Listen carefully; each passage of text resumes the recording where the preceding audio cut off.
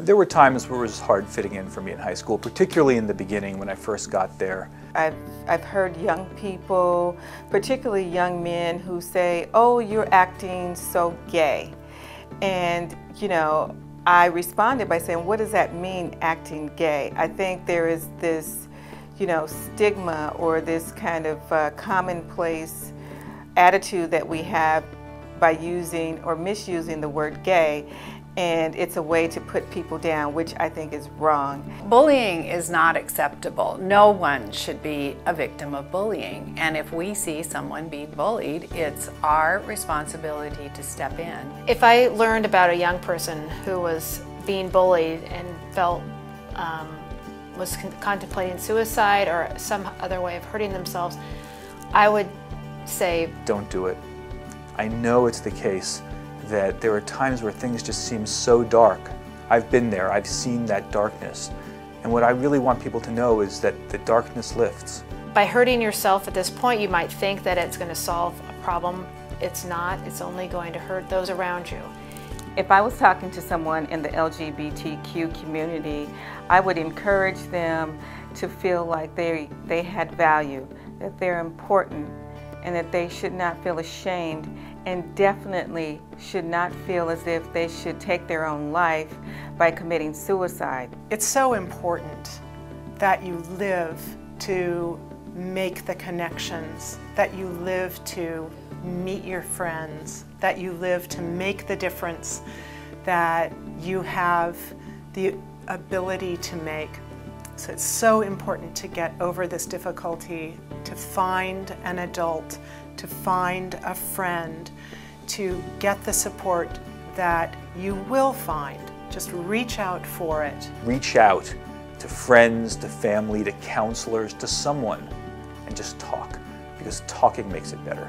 We all have experienced unkind and hurtful remarks, and some that are quite frankly untrue. That is bullying. When I was in middle school, I was very thin and very conscious of how I looked, and people would tease me because I was thin and I had full lips.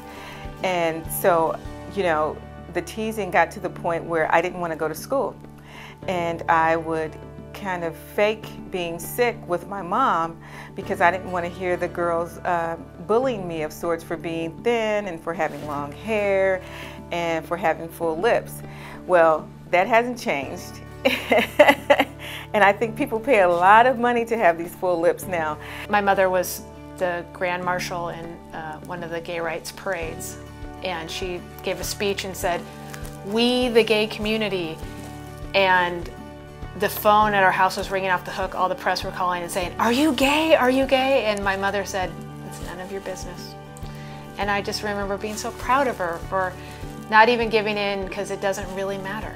I have 2 daughters. I have 7 grandchildren.